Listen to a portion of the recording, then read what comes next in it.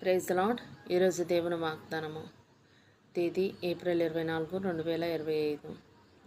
కీర్తనల గ్రంథము 51వ అధ్యాయం 1వ వచనం. దేవా, నీ కృప చొప్పున నన్ను కరుణింపుము, నీ వాత్సల్య బాహుళ్యము చొప్పున నా అతిక్రమములను తుడిచివేయము. పాపంతో నిండిన లోకంలో పాపపు శరీరంతో జీవిస్తున్నాం గనుక పాపంలో పడడం అత్యంత సులభం. అట్లా అని పాపం శరీరంతో ఉన్నాం కాబట్టి పాపం చేయడం సహజమని నీకు నీవే సర్ది చెప్పుకునే ప్రయత్నం మాత్రం చేయొద్దు. ఆ పాపంలోనే నిలిచి ఉండే ప్రయత్నం చేయొద్దు. హృదయానుసారుడైన దావీదే పాపం చేస్తే నేనెంత అని ఆ పాపాన్ని ఆదర్శంగా తీసుకునే ప్రయత్నం కూడా చేయొద్దు. దాని ఫలితం భయంకరంగా ఉంటుంది. హృదయానుసారుడైన దావీదే పశ్చాత్తాపడితే ఆ పశ్చాత్తాపం నాలో ఎందుకు ఉండకూడదు అని మాత్రం ఆదర్శంగా తీసుకో. దాని ఫలితం సమాధానం ఉంటుంది. దావీదు ఎంతగా ఏడ్చాడంటే తనకన్నిటితో తన పరుపు తేలిపోయిందంట. ఇది సాధ్యమా? కాదు. పరుపు అంటే సుఖం. వేదన కన్నీళ్ల ముందు సుఖం తేలిపోయింది.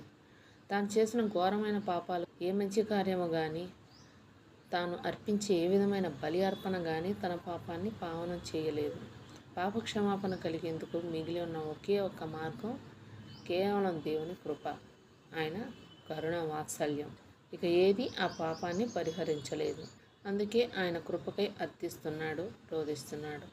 ఏ పాపం మనల్ని తరుముతుందో, ఏ పాపం మనల్ని వెంటాడుతుందో, ఏ పాపం మనల్ని బంధించిందో, అది ఎంతటి ఘోర పాపమైనా, ఎవరితో చెప్పుకోలేనిదైనా సరే ఆయన పాదాల చెంత చేరదాం.